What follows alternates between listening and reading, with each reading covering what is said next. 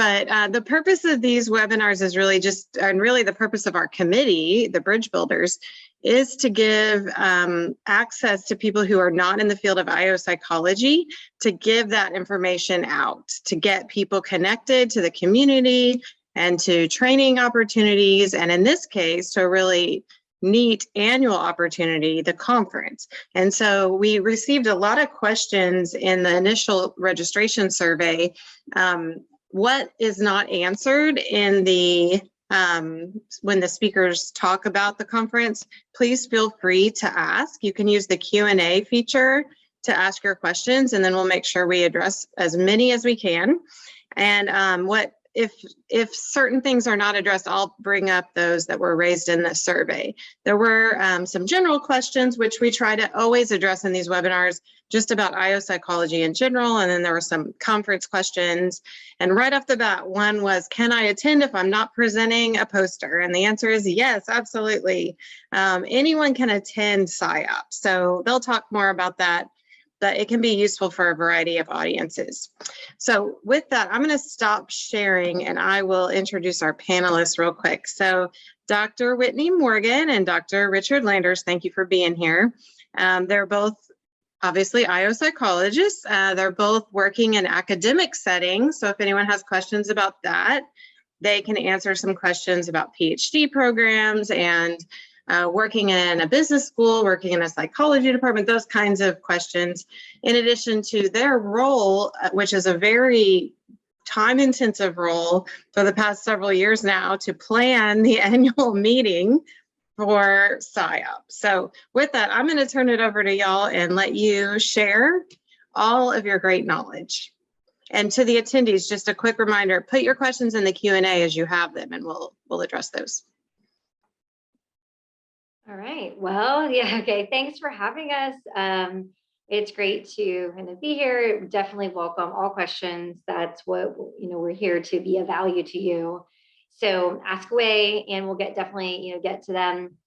For better or for worse, Richard, I have lots to say about the conference. So that's why you'll have to stop us with those questions to make sure you get the information you need. I guess a little bit about myself.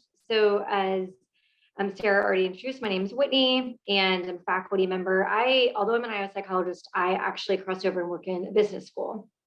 And so I'm technically in the management group and tend to do as far as teaching, leadership, and human resource management are kind of the two areas that I do, as well as kind of just general intro to principles of management. So that's where I am now. I guess a little bit about trajectory. I went to George Mason, and then from there did a little bit of consulting work for a while, and then started my job, which I still have today, which is hard to believe. Actually, Sarah and I used to be colleagues back in the day, which is this is a treat to kind of come full circle here and be here with you. Along the way, it's been important to me to stay connected to SIOP, maybe even more so because I'm in a business school and I don't necessarily have the privilege of being surrounded by IO psychologists all the time. And I often find that and this is also one of the reasons I love attending the annual conferences, because I just feel most at home with IO psychologists. And that's something that I really, value. I guess along those lines, I guess my point was going to be that I've always think it's really important to stay connected to SIOP. They have a lot of great features and resources from students all the way through in various stages of your career. And we can kind of talk more about that as you want. I think another great way to get involved as a student or early career professional is by volunteering for the organization.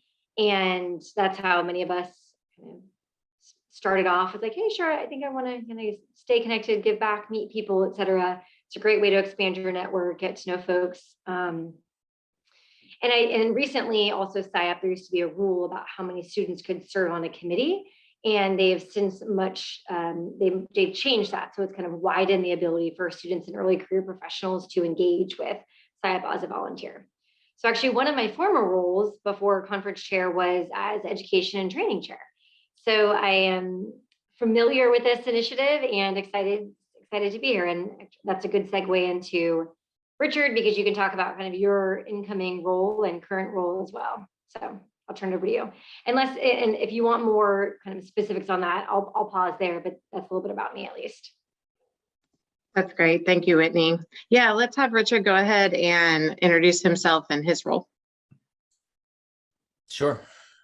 So yeah, hi all. My name is Richard Landers. I'm on the faculty at University of Minnesota in the IO Psych side of the institution. We also have IOs over in our business school, but that is not where I am. I'm in that role primarily a researcher in the, I guess I call it the intersection point between technology and IO psychology, really focusing pretty heavily on employee selection, as well as in the training space, training and development. And a little bit in research methods too. I also have a consultancy. Landers Workforce Science is my consultancy. Do a variety of projects, mostly in that same space in tech and IO. Doing things like audits of and validation of tests and that kind of thing.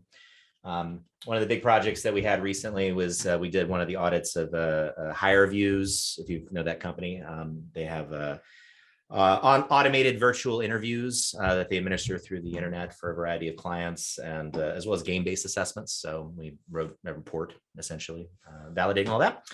I'm also on a scientific advisory board for a number of companies, some bigger firms. Aon is one of those, a company called Criteria, which is actually an Australian company. Actually, I don't know if Criteria is Australian. It was originally for Rebellion, which is an Australian company, and they got purchased by Criteria. I think Criteria is more global. As well as on a Silicon Valley startup called Fitster, which is a company trying to sort of cross the line between employment and social media, and there's psych elements to it. Anyway, just a little bit of everything, which is also why I wanted to be an academic. It just gives you a lot of flexibility and the kind of thing you spend your time doing. So one of those things is the roles with SIOP. So I'm currently the program chair, which it's slightly different from the conference chair. I don't think I understood at all what the difference between the two roles was until I was in them, but program chair is basically responsible for putting together the schedule of sessions. So at the SIOP conference, we have something called the grid, which is basically what events go in what times and in what rooms. And so that's what the program chair is responsible for managing for the most part. I've been doing other volunteering roles in SIOP for maybe 7 or 8 years in a variety of different places. I was just elected as the instruction education officer, portfolio officer. Don't need to get into details about what that means, but it's part of the board of directors kind of role for SIOP. So I'm just all over SIOP. I'll also have some experience with international. I don't know if we have international folks here, but like I flew down to Australia for their equivalent of SIOP and gave a keynote for them once. And I've been to EWOP, which is the European equivalent of SIOP, a couple of times. So just a broad interest and experience across all this whole space. So I'm very, very open to whatever questions about any of that anyone might want to know about. That's great. Thank you, Richard. Yeah, I think we always have people, every time we've done one of these webinars, from all over the world have signed up. So even if they aren't watching live, I think they will watch the recording. So that's great. And they'll know someone to get in touch with some of their questions. So let's go into whatever y'all want to share. One of the questions was, how can we kind of make the most of it as a student or so some people on the webinar are undergraduates in psychology or other areas thinking about graduate school, but others are in a profession already and they want to learn more about IO Psych. So whether they go to grad school or whether they just use something like SIOP to learn more about IO Psych, maybe y'all can address the range of the conference. What does it even look like and how might different people engage in it that way? Sure. Yeah, I feel as though sometimes SIOP is so I guess also to clarify too, we say like SIOP, we call it SIOP, the conference. And that's probably shame on our community for doing that. So SIOP is the organization. I'm guessing we all realize this.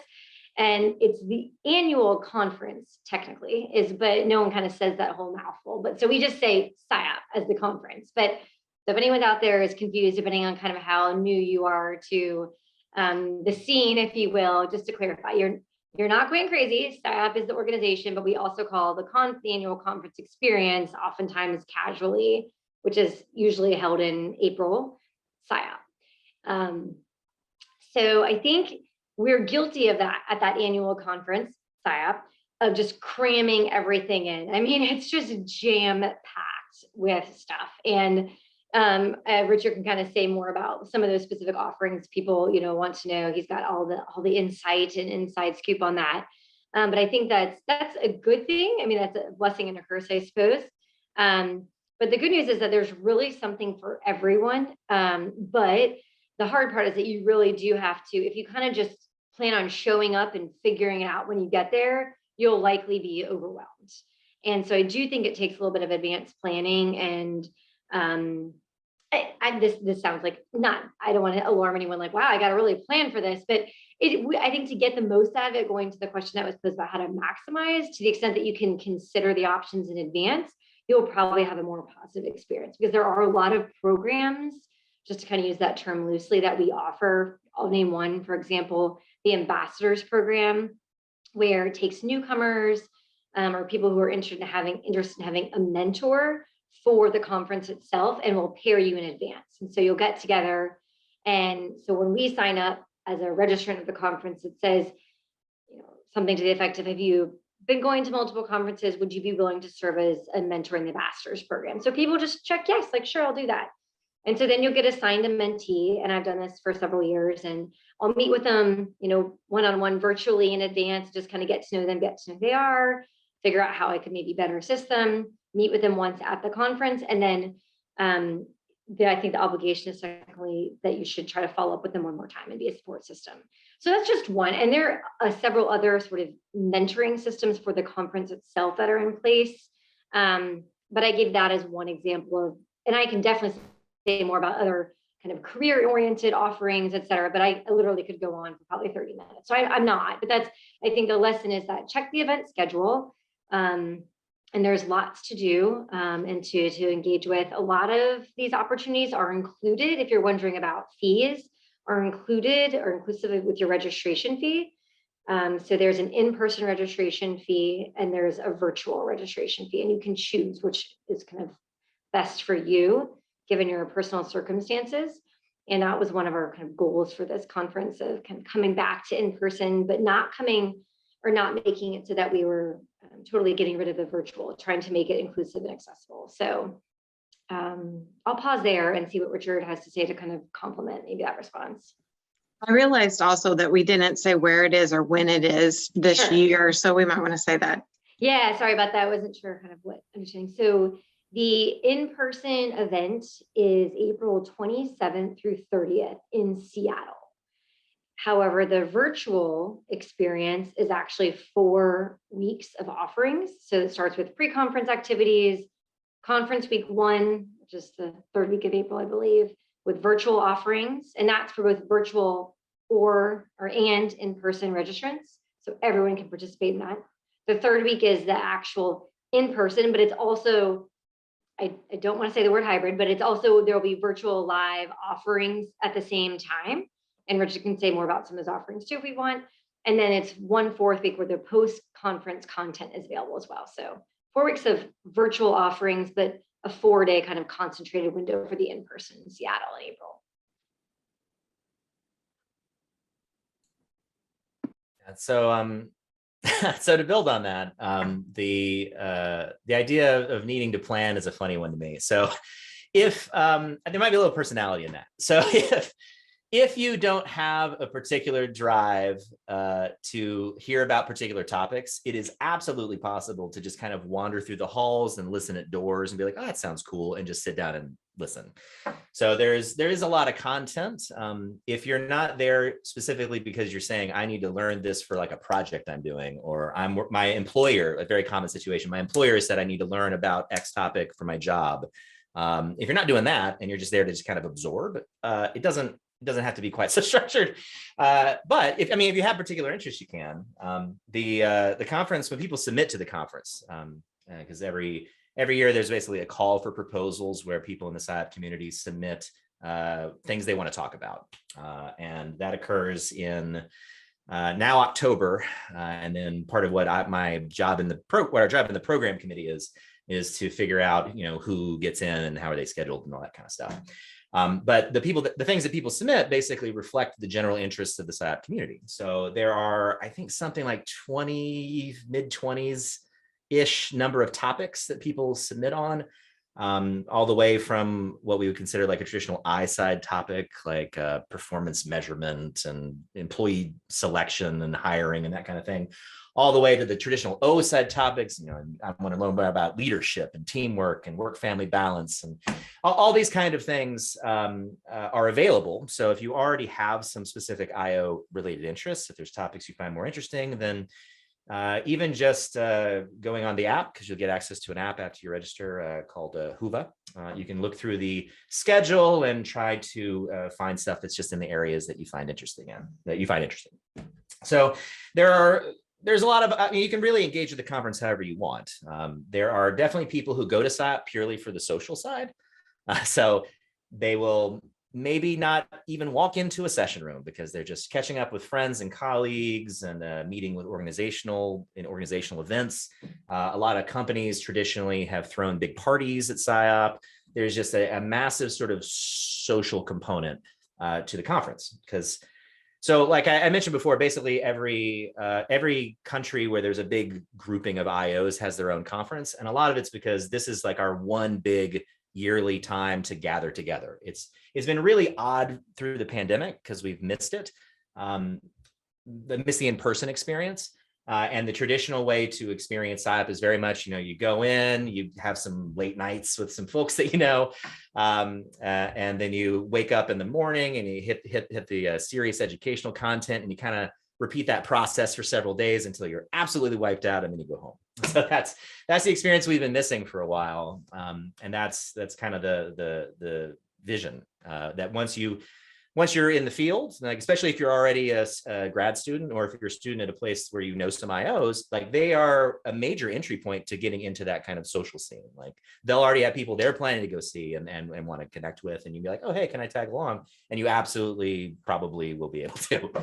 Very welcoming community in general. I've definitely gone to like parties hosted by random departments and companies. I'm like, I don't even know anybody here, but we're all IOs together, and you can still have a really great time. So there's just a ton to experience. I will push hard for, if you don't have restrictions that would put you into the virtual experience, definitely target the in-person experience. It is really when people talk about, oh, remember that SIOP, that's what they're talking about, is having that kind of multi-dimensional, both social and educational experience that we think of as the annual conference. So if you can, definitely go. I usually, just to give you a sense of it, so when I bring new grad students in, I have PhD students, I will often say, all right, this night of the conference, you're just going to tag along with me, and you're going to see the kind of stuff that goes on. Because they're new and don't have the experience navigating all that, and be like, hey, just let's just see what it's like. And it's often later they describe that as an eye-opening experience of just how the field it really exists. It's easy, I think, when you're on the like applying to grad school side, especially, where it seems like, oh, it's just like a bunch of stuffy academics and they all go chat to each other or whatever. It is a community. I mean, it is people that really care about each other, and there's that serious academic side to it.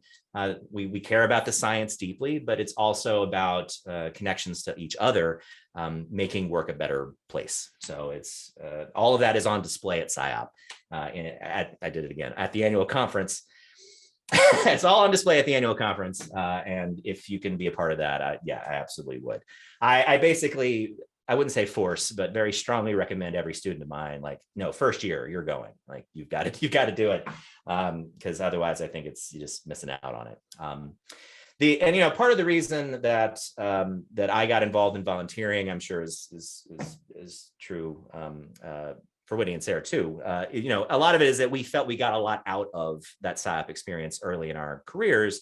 It really creates a support structure, a support network that you come to rely on.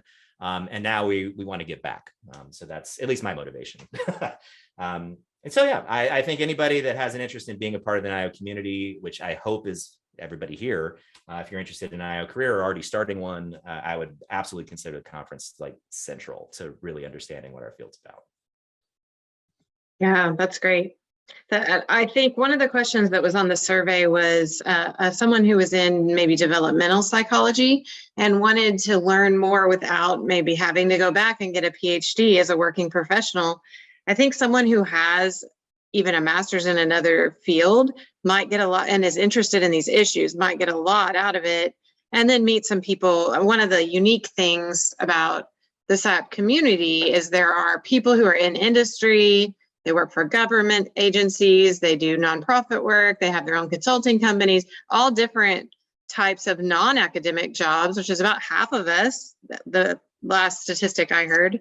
Y'all might have more recent ones, but then the other half are kind of the academics, and then kind of split those in half, and you have half from business schools, half from psychology. So there's a good mix of people, and I agree, it's very welcoming and fun, especially if you can just tag along with someone.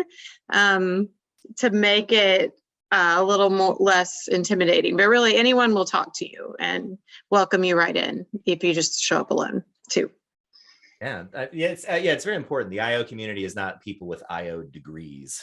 That's a lot of us, but there are a lot of people that come. I mean, some of the folks, it's really surprising, actually. I've realized in the last, just a couple of years ago, that somebody that I have seen at SIOP every year for a decade has one, doesn't even have a graduate degree, but two, has a bachelor's in like a different field, but has just always been around. I'm like, I never even knew that. I think it doesn't matter, but it was just surprising to me that he had been attending SIOP for over a decade, totally unaffiliated, just because he thought it was cool and it was related to his work.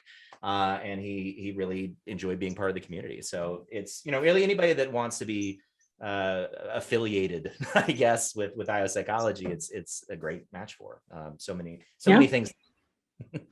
So one of the questions that just came in was, were you already SIOP members before the annual conference, or did the conference help you make that decision? Y'all want to comment on that?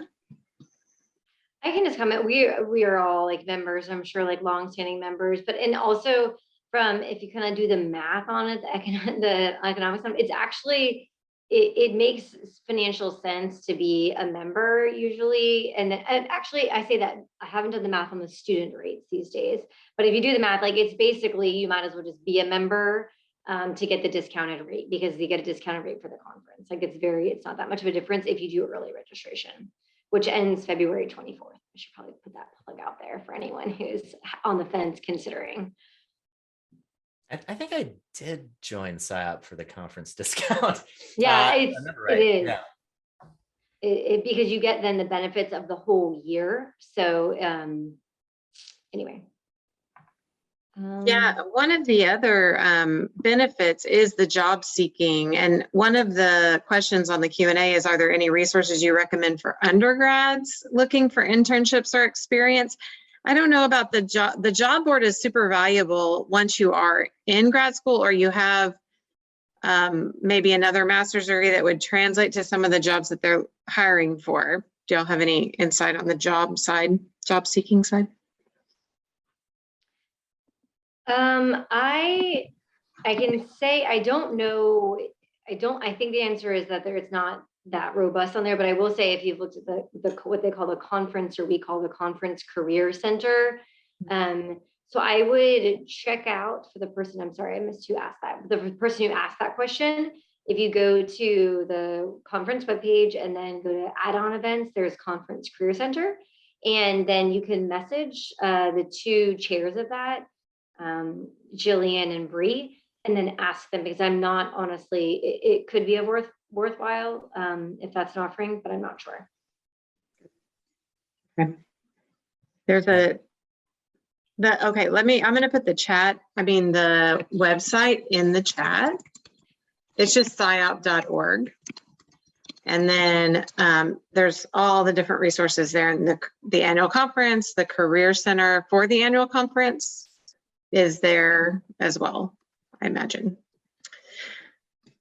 Do y'all see the question in the chat about the recent master's grad? I'm trying to read it, but my window's small. Let me see.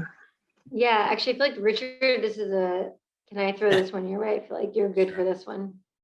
Yeah, human factors is such an interesting area to come from. Oh, yeah, for anybody that doesn't see it, I don't know who sees what. It's person working as a human factors research analyst in the defense industry wanting to transition into a consulting role in an applied company. What are the recommendations, and would the SIOP conference be a good networking opportunity? So yeah, human factors is a really interesting area because in the old days, by which I mean like 50 years ago, IO and HF were the same field. It was really all sort of this generic applied psychology kind of area. So we still have a great legacy of HF type people as a result of that, especially on the like more traditional I side of the IO kind of field. So there is very much an appreciation for that skill set. There have been some divergences depending on exactly how you were trained, but we don't get much in ergonomics these days, for example. But coming from that area, especially if you already have some IO adjacent training, or at least things that can apply in the areas that we traditionally are in. So if you're good in like performance management stuff, that might be something an HF person would have a lot of experience with. It's not really so much about having the IO degree so much as it's having the skill set that the employers want. So if you are in that space and you have those skills, it really becomes more a matter of translating what you have for the audience that you're wanting to hire you. So yeah, in terms of general advice to you how to make that transition, I would be kind of a funny answer. I would suggest attending SIOP because what it will do at the very least is give you a sense of what practitioners in IO, how they approach problems. And so you could find sessions that are things that you know about and just see how different or not different is the perspective on those issues. And that would be a really effective way to kind of translate your skill set across that boundary line. It's actually a very common challenge even within the IO community. Like not a lot of organizations that would benefit from people with IO skill sets don't know what IO is. So we often find ourselves trying to explain, like, here is the skill set I provide anyway. So I don't know that the task for you would really be all that different as long as you had the skills that they wanted. If you wanted additional training, then there's a different line to cross. We have, like, the SIOP conference, did it again multiple times. The annual conference also comes with things like workshops and Friday seminars, which there's an additional fee for them, but they provide practical skills training. They really intended to keep IOs at the top of their game, but you can just as easily go to those as well and have the same sort of cutting edge training that IOs are trying to get. So there's that opportunity in terms of building your skill set more in that IO space to try to cross that line. And on top of just meeting people across all those contexts. So there's all sorts of mixers and receptions and events where you can probably find like-minded folks. If you go to those workshops, they tend to be pretty small groups. It's, I think, 20 or 30-ish, somewhere in that area. So you tend to get to know people like they're sitting next to you. I mean, it's like being in school. So you get to know people kind of in the area. It's like, oh, you have a problem kind of like my problem. And you get to know folks and make longer term relationships. So there's a ton of opportunities for networking and getting to know both the kind of people that might hire you as well as people at your like peer level that would be just good colleagues to have. Yeah, that's a great answer. I was also going to add that a lot of times after each session, so whether you go to a research focused session or a practitioner focused session, more industry focused, there are always people that stay after and talk. So that's a great way you hear about something that someone talked about, and then other people also stay and you get to know each other. And that's a great way to network with a more detailed topic area. I feel like that relates. I see there was a question about, dissertation, how to network on the topic of industry. I feel like that's, you were reading my mind, Sarah, with that question. I feel like that's one of the great ways, rather than just kind of general receptions or things like that and trying to figure it out. But I think that's good advice that Sarah offered. Yeah, any topic. And those who aren't looking at the Q&A, if you go to the answered tab, you should be able to see the ones that Whitney typed a couple answers, and you can see kind of what we're answering if you didn't see the question to begin with. But if you are working on any specific topic, you can search the program for that topic and then just go to those sessions. And that makes it easy to plan if you want to plan ahead. Let's see. So another one, we have had a few undergrad questions. So I guess there are some undergrad programs in IO Psych. And this question is, will I have an issue finding employment because companies typically expect a master's in IO? Now, coming from Whitney and I both teaching it with HR majors. So that, I mean, I would say look for HR jobs, but what would y'all say to that? I think, yeah, it depends a little bit on what career goals are. So I think that would be my first response. If you're like, you know what, I want to just work in the real world and that's it, and that's all I want to do, just be in this space, then I would actually lean on what Richard was offering before as advice. It comes down to kind of skills, competencies, and then network. Like that, you might be really right to go to SIOP, meet it, if you have the skills and the knowledge, make a connection and potentially get a job from there. So I think that would kind of be my quick advice along those lines. So I wouldn't say that it's impossible, but I do think I'm not familiar with the content, with that specific program, so it's hard to say. But the sentiment, you can see of what Richard and Sarah or the reaction is to this, is that I would imagine it may be challenging because you have a very big base of master's students who are going to have more sophisticated kind of training and technical training, more advanced technical training. If you're just kind of like on paper, like, person to person. But I don't want to discourage you. So that's what I'm saying. I think that, power of network, you never know. But I think generally speaking, if you're looking to be in the field, they would probably be looking for someone with a master's or PhD. But I'm not the end all be all. So Sarah, Richard, reactions? Yeah, Richard, do you have anything? Yeah. So I mean, the difficulty is that a master's degree is the entry level degree for IO, and the main reason for that is that the core skill set is that of a scientist, and undergrad psych programs, for the most part, don't actually train you to do that. There'll be like a stats course and a methods course, and that's pretty much all you get.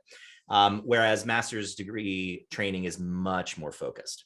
So where this asker question, I think, disappeared, but where this person is in a kind of a unique place is that there are very few undergrad IO focused degrees.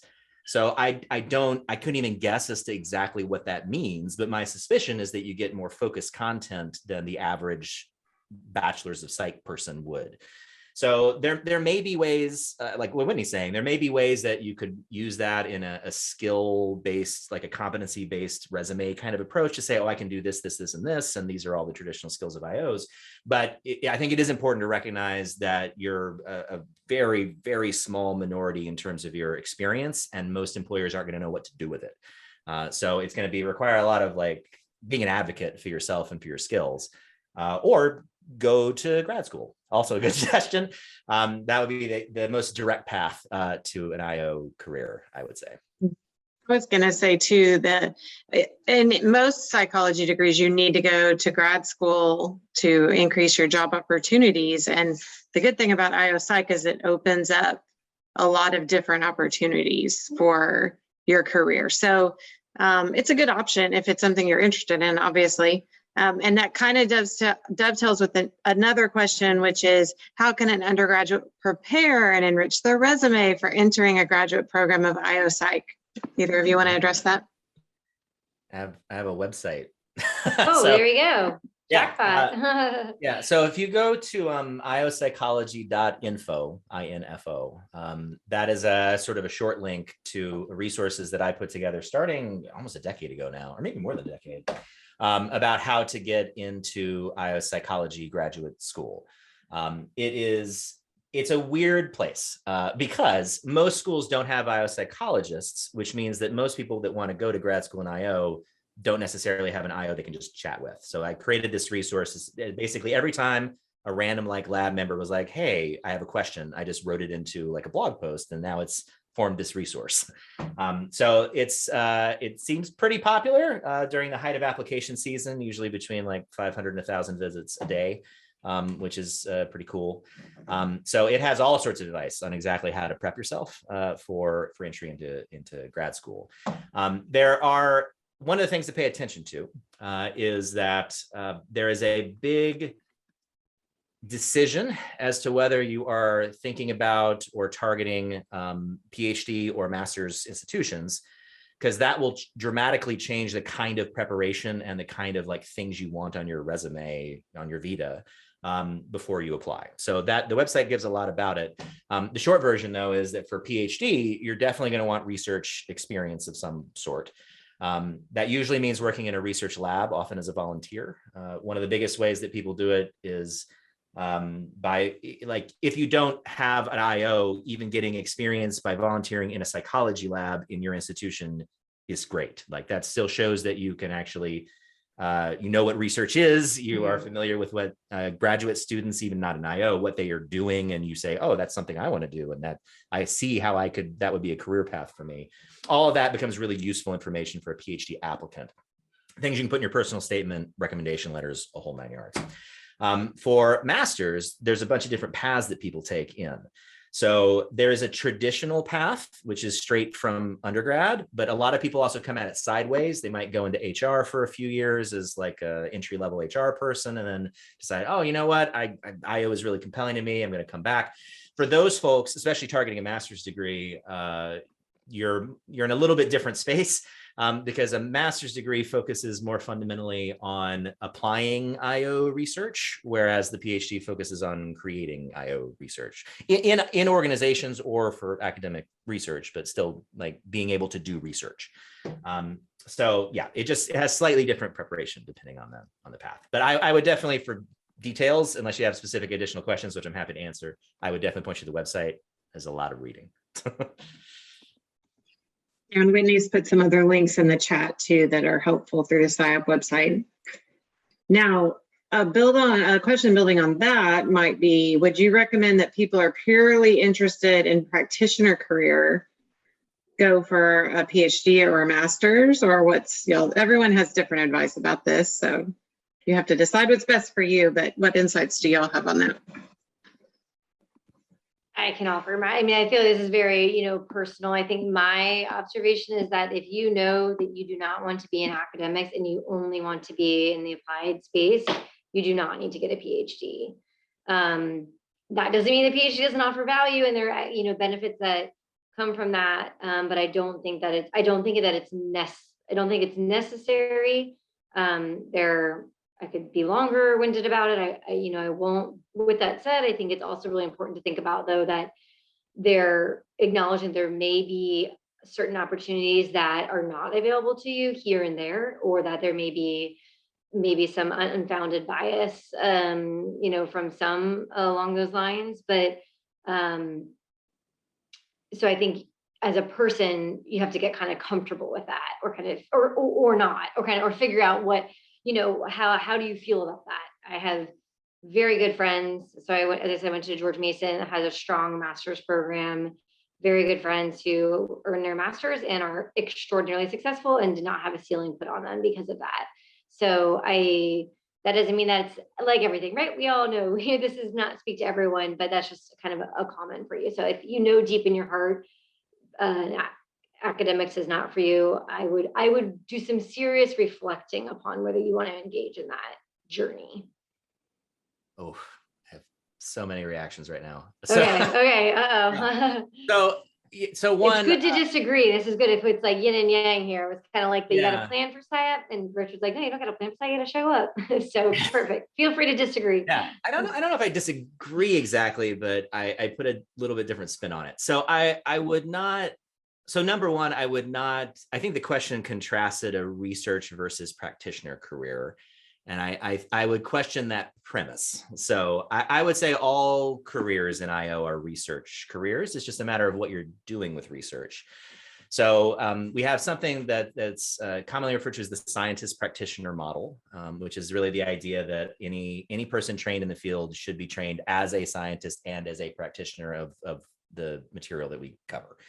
So when you go into practice with a PhD, you still find yourself doing research. It's like, all right, here's an organization with a problem. How do we solve it? Well, maybe we'll go in and do some surveys. Maybe we'll do some focus groups. We'll collect data. We'll look at research literature. We'll try to build all of that into a holistic understanding of the problem that we're trying to solve. And then we will try to solve it through interventions, intervention design, research to evaluate the interventions we've designed. It's all very research based still.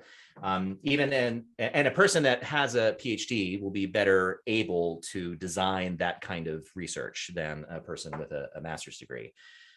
So that's one piece of it. Another piece, I would caution people against considering all master's degree granting institutions equal.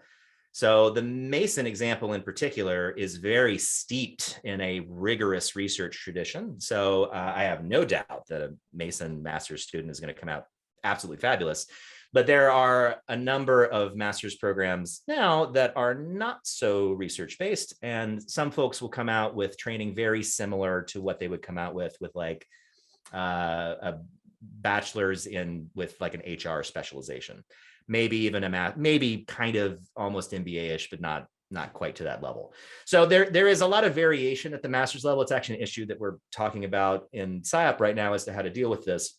But there is definitely training you can get that's called IO psychology, especially at the master's level, that is not quite what most people in the field would consider IO psychology. So just as a word of caution in that.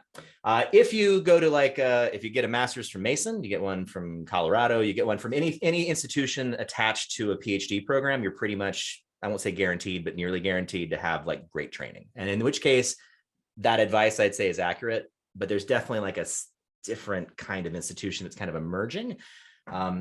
Yeah, I don't know. There's some shades there that I wouldn't be so firm pointing people one way or the other. I would actually say that the number one way to make a decision is based on what you see yourself doing. So do you want to go into an organization, be the decision maker, designing research efforts and interventions, creating stuff through research? Then that's kind of the PhD track. Do you see yourself saying, oh, there's this vast field of IO that has useful information that I can use to translate into organizations, I can make a positive difference? That's more kind of the master's-y track. Through career-wise, either way it can be great. And if you're really passionate about it, there are absolutely plenty of people that do terminal masters, never regret getting a PhD, make way more money than many PhDs do. It's not even necessarily like a money thing. It's really more about what you see yourself doing on a day-to-day basis, at least fresh out, like right when you graduate, what do you imagine that first job being? That's how I would recommend making that decision. Good. Thanks for sharing those thoughts. I always say, many of the things you said are the things I say. I also like to think about it if you think there's any chance that you might want to do the things that you need a PhD for, then you need to seriously consider the PhD, because your options will not be limited if you go for the PhD in it, a quality program, obviously. So I think if you want to kind of leave all the options open for yourself, really a PhD is a great way to go. But I love how you gave those distinctions of some of those decision points. There's one question that was asked a little bit ago that it is pretty specific, but I'll go ahead and ask it. Is neurology used at all in IO psychology? Anyone want to answer that one? Anyone? I mean, cross collaboration wise, I feel like, Sarah, you're the one that should answer this one in some ways with a little bit of your. Yeah, I've done some research in this, and I've collaborated with some at Baylor, where I am in the psychology department. It's actually the neuroscience and psychology department. So I've done some collaboration with them. But IO Psych specifically, there's some things on like mindfulness and metacognition and some things, but in general, you don't find it a lot. I don't think. It's definitely more of a niche. If that's something that you're interested in, you can always pursue it. That's one of the cool things about IO Psych. As long as you can apply it to the workplace or work or something to do with that, then anything goes in terms of that. So that's what I would say. There's another one. Let's see. Well, maybe building on the master's, how difficult is it to go back for your PhD in IO after working in the field with your master's? You want to comment on that one? That's tricky. The reason is that most, not all, but almost all master's programs are what you would call a terminal master's program, and they are really designed explicitly for the purpose of training you to use IO psychology in the field. Whereas if you go for a PhD, usually you get a master's along the way, or what might be considered master's equivalent training. Like, for example, I don't have a master's at all, but I still had a 5-year PhD. So the training in the first 2 years of those like 5-year PhD programs is very different from the 2 years you would get in a terminal master's program. So you can go back. The downside is that you would probably end up still doing a 5-year PhD even after having done a 2-year practical master's. Not always, but that's usually how it works out. So if you already think you might want to do the PhD, it is better to target that first, just in terms of efficiency with your career and lifetime career earnings and all those kind of things. I think also a big distinction I'm often sharing with my students is that if you go for a master's program, you typically are paying tuition, although there are scholarship opportunities. If you go for a PhD program, you typically are not paying tuition. So I think a lot of people are not aware of that. You might still pay something like fees or something, but typically you are an employee. So you work 20 hours a week as either a teaching assistant or a research assistant. And you get paid to do that, not very much, but you get paid something to do that, a stipend, and then you are a full-time student. So that's very different than a master's program where a lot of people do that part-time or whatever and pay tuition to do that. You'll see these other questions. This is something about the job market, because a couple are asking about how is the job market. I'm hearing it's great, but I'm not in the job market, so I don't know. Do y'all have any insight on that? It's phenomenal right now. So, and this is where those degree differences can play out. So for people that have graduated from most of the PhD programs that are available in the United States, and people that have graduated from well-known, well-respected master's institutions, it's not hard to get a job. So we historically have 100% placement rate in IO. It's not even like working any job, like 100% IO people that graduating to IO jobs in our institution. That was true in the last place I worked as well. Like everybody can just go into IO. You don't necessarily get to do precisely what you want to do. Like I've had people be like, I must work in Chicago. And I'm like, that might be a little hopeful, but if you want a good paying job and you've gone to a decent program, I'd say it's relatively straightforward to be employed in IO psychology. Where things get risky is those programs I mentioned before. Like if you go into, and this is a more common model for like the for-profit kind of institutions. If you go into get a master's degree and your master's coursework is like a general psych coursework and then like one IO class, you're not really graduating with the IO skills that get you those kinds of jobs.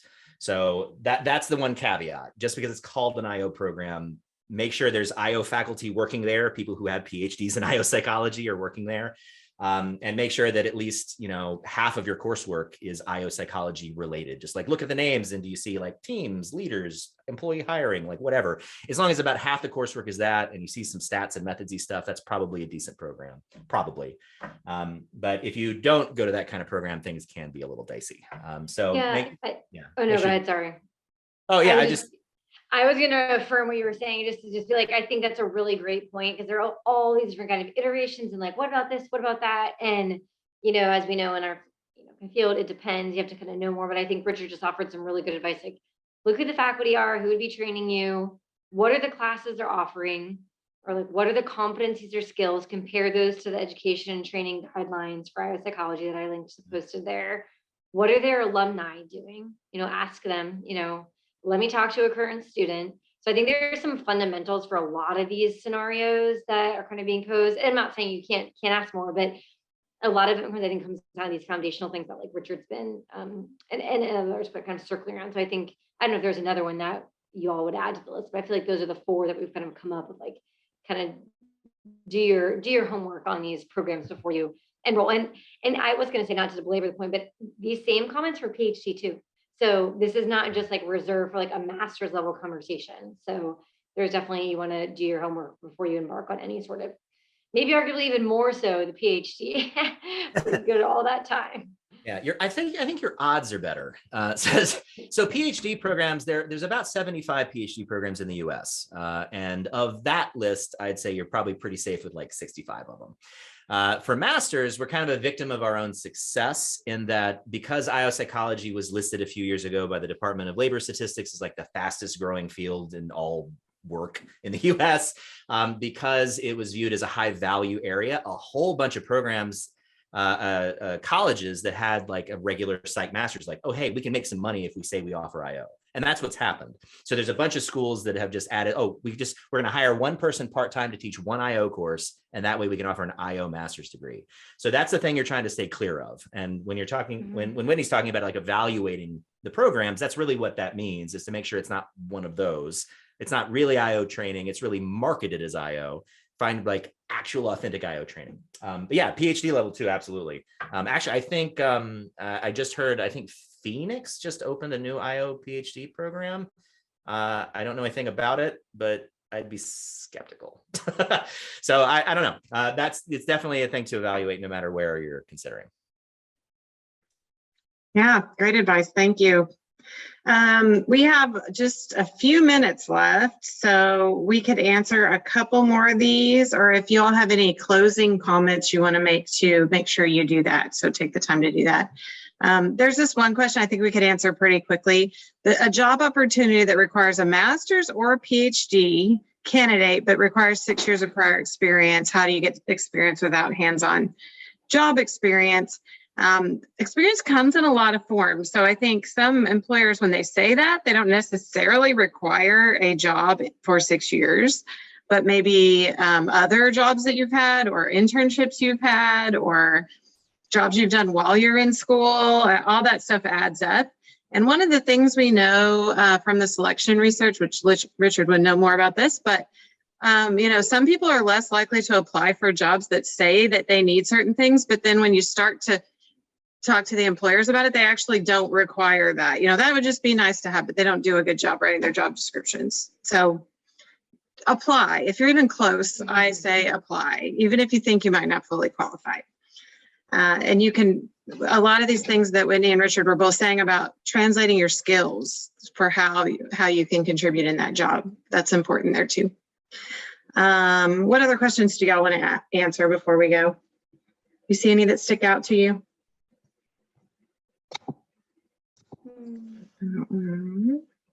I'm going to offer the Linktree link again, and we've listed several other links here that are useful. So that go-to resource, I think that go-to guide for the different types of IO careers and different areas, I think Richard's website probably covers that to some extent. I know the Linktree has some links. I think it might have Richard's link on it. So I'll share that before we leave again.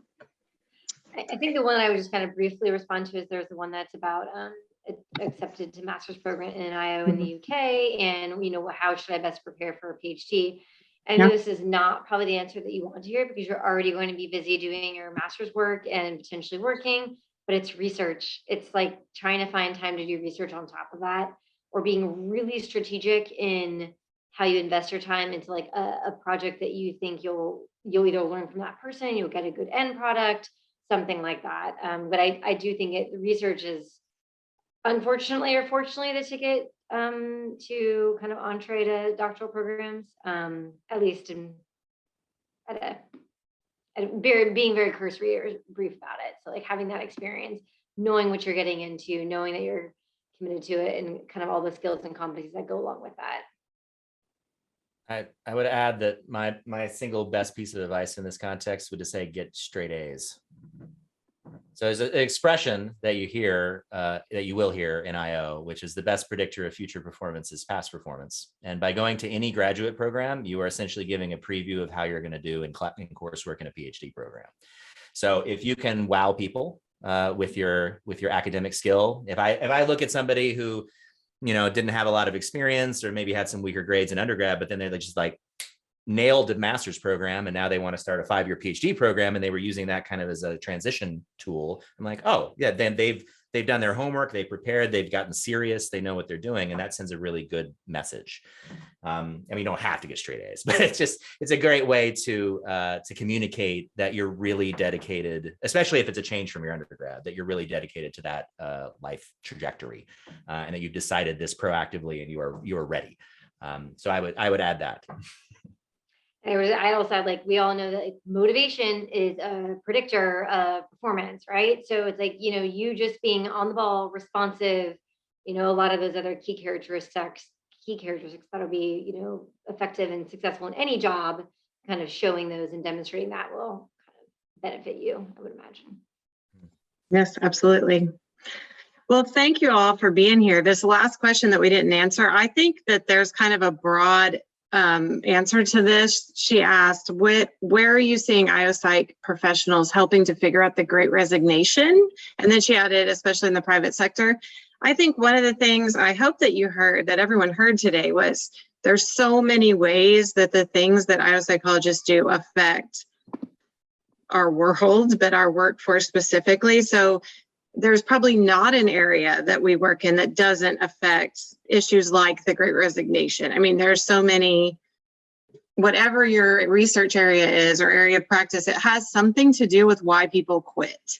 And like for me personally, I'm studying things to do with work arrangements. So remote work or hybrid work or flexibility or offering. I think one of the biggest keys here is giving people the freedom to make some choices. And we know autonomy matters a lot. And so if companies aren't doing, this carte blanche, everyone has to come back to the office and we're not going to give you a reason why, then that's driving a lot of the Great Resignation, in my opinion. I haven't actually done a survey on that specific question, but I think anything that you work in IOPsych has something to do with big issues like that. So it's a cool field to go into to feel like you're having some kind of impact. Richard, do you want to add anything? Whitney? I was just going to say that you should come to the SIOP annual conference, because I know that is going to be a topic of conversation. And I will let Richard share anything about kind of program specific things if you want to, but I do know that will be a theme of conversation. Yeah. So the great learning opportunity / way to get in the dialogue on that question. Good. It's the fun thing about the program model is people submit things that they're interested in. So there are definitely some submissions on this topic, folks who have tried to address it. Some folks who just want to talk about it in panels. I mean, all sorts of stuff to listen to. And then, of course, at the end, walk up to the front, introduce yourself, and chat with some people. Exactly. I was going to say, you read my mind. Yeah, exactly. Exactly. Well, thank you all for being here. For those who haven't checked out the chat yet, we put some other links in there. I put the link tree that we have for our committee, which has a bunch of other links. It's kind of a repository of resources. And then the short link for the previous webinars. They're all on the SIOP YouTube channel. They have their own kind of little channel for the previous webinars. So a lot of these questions we've talked about, and you get to hear other perspectives. We've had different professionals on every webinar, so you can see how the other people answered the question and get even more insight. So I would highly recommend that you go back and watch those if you're interested. So thank you, Richard. Thank you, Whitney. Appreciate your hard work in planning the meeting I'm very excited to go in person to Seattle. So hopefully we'll see some of the people here. And if you're on this webinar and you're going, then come find us and say hello. That's right. Exactly. Yeah. Absolutely. Well, y'all have a good evening, and thanks so much for your time and being here. Thank you all. Thank you.